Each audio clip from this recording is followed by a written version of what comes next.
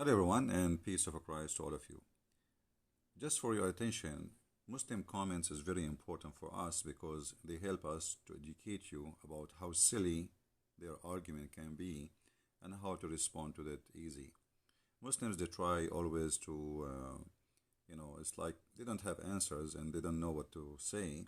So they try to get your nerve, like to make you upset. So just laugh and relax. Unless this dude start getting at least 50K view, I am wasting my time here. And my friend, I agree. I mean, only Allah knows best that a busy guy like you, who his wife practice breastfeeding for adult, he have no time following the teaching of Allah. I mean, imagine how much money you are losing by being here texting in my chat or my comment section. You should be giving tickets following the teaching of the Prophet Muhammad, where he says that a woman, she should give her breast to an adult. And what about different idea? I mean, why you are wasting your time sitting here when the Muslims now discussing that camel urine can cure coronavirus?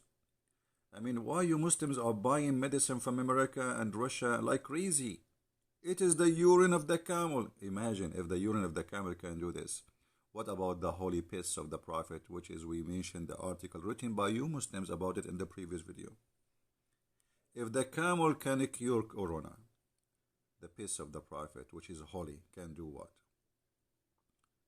I heard that the price of 1 cup of camel urine, and you see here this doctor, he's a doctor by the way, Muslim doctor, he is drinking camel urine and says, drink it, it is the way to stop coronavirus.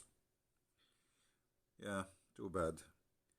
The United Nations don't agree, says stop doing that. Coronavirus or all viruses are exist in the camel milk and the camel urine. Very dangerous.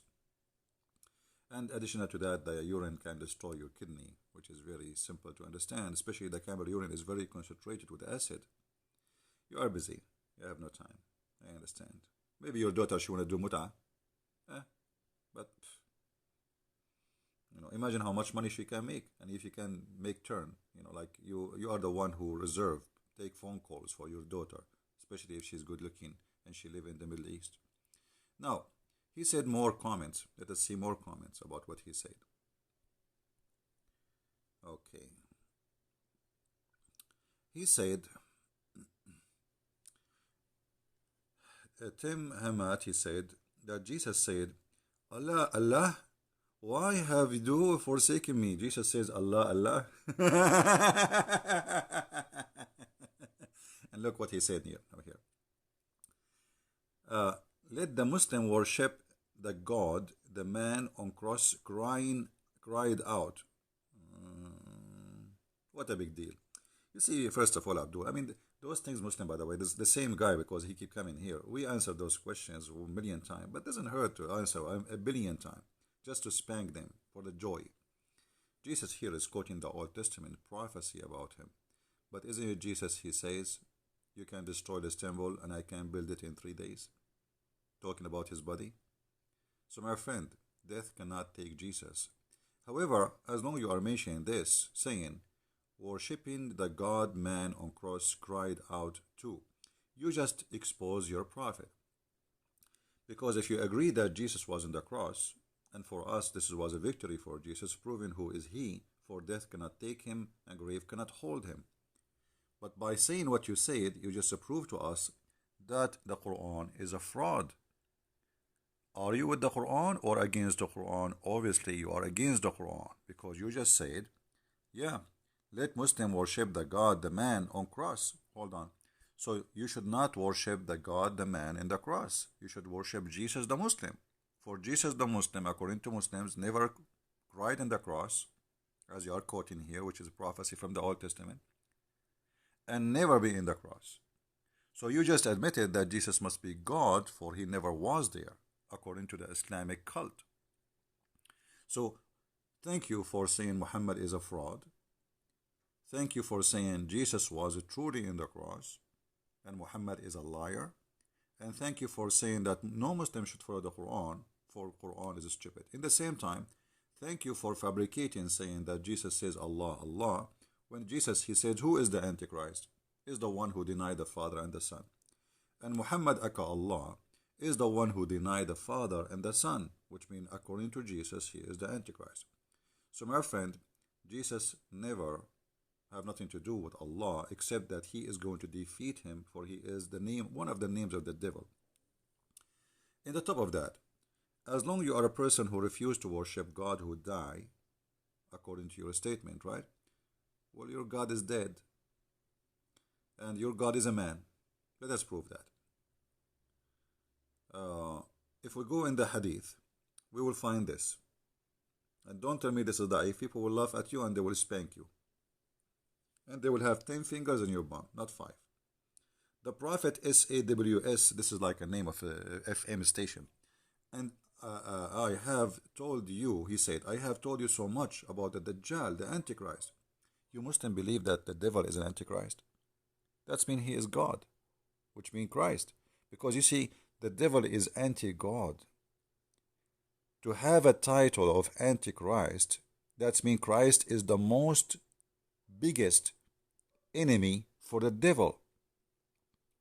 You see, if I say Trump is challenging, a normal person, a bus driver, people will laugh. I mean, you are a president of America, he is a bus driver. We cannot compare in power, right?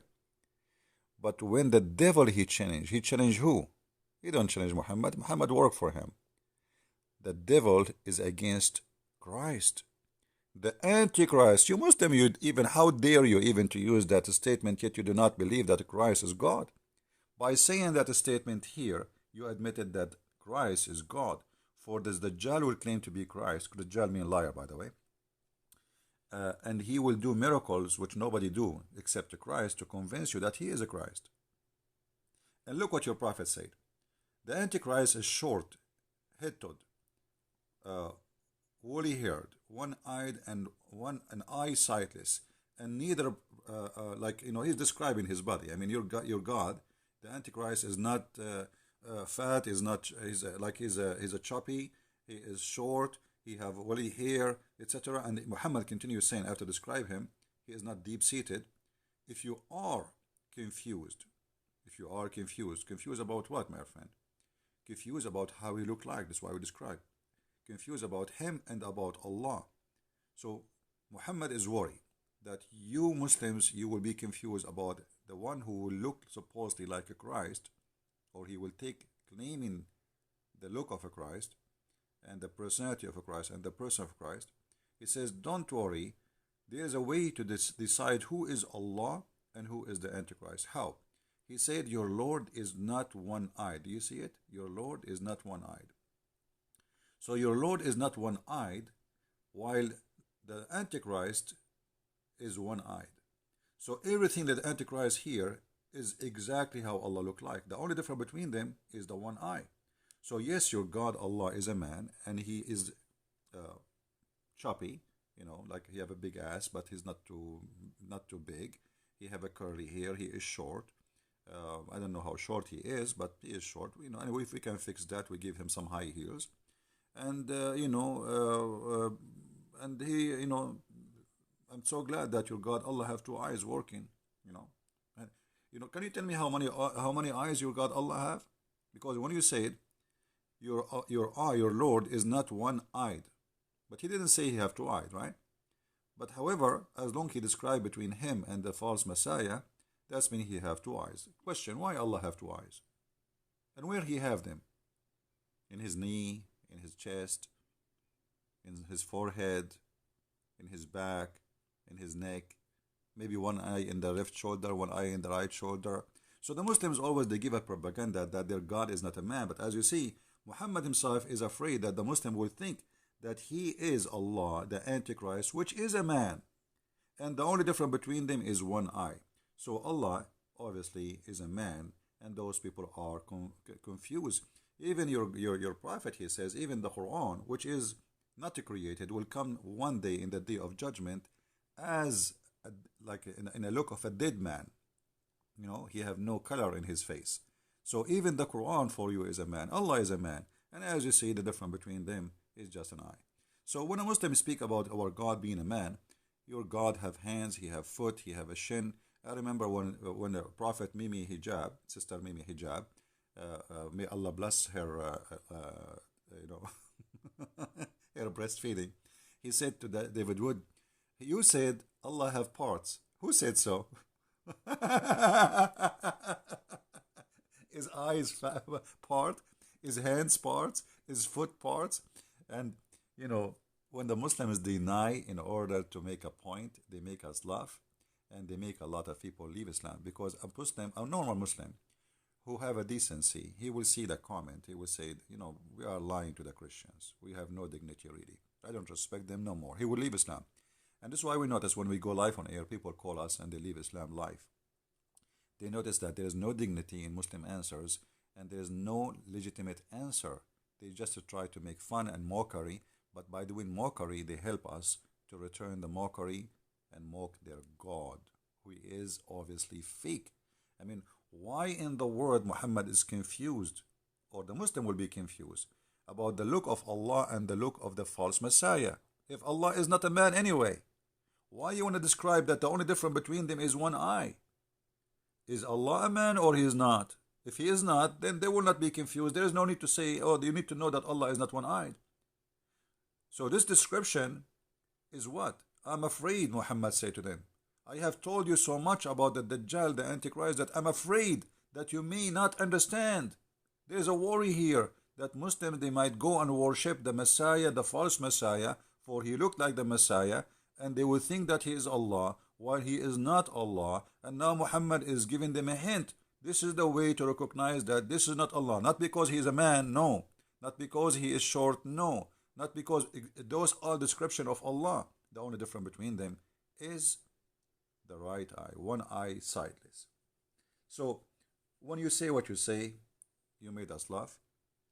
And I say to you, my friend, don't waste your time. Go and do breastfeeding for adult. Let your girls do prostitution, as the Quran says in the chapter of Al-Ahzab. You know, force not your girls to do prostitution if they choose a chastity. If they choose a chastity, what if they don't choose? It's okay. No. And if you force them, Allah is all merciful, no worry. This is why there is no punishment in Islam for prostitution, because this is legal, it's halal, especially as long you are using your slave girls. And maybe, you know, advice, I'm just giving you Islamic ideas to invest your money in a halal way, like breastfeeding, mut'ah, prostitution, selling camel urine. By the way, lice, the Prophet, he used to have a lot of lice, and now they are saying lice. They are saying that lice is very healthy for the hair. Maybe you want to practice that too. You can open a store in Amazon selling lice. You can sell camel urine of the Prophet if you have any samples left, you know, during the time of Muhammad somewhere. You know, you never know. They might save it. I saw a hair of the Prophet growing. The hair of the Prophet growing, but Muhammad never grow. Neither his brain. Thank you guys for listening. Leave your comment and let us see what the Muhammadan will say. And you will notice they will answer nothing about what we say. They will talk about something else because they have no answers. Thank you. God bless you and miss you all.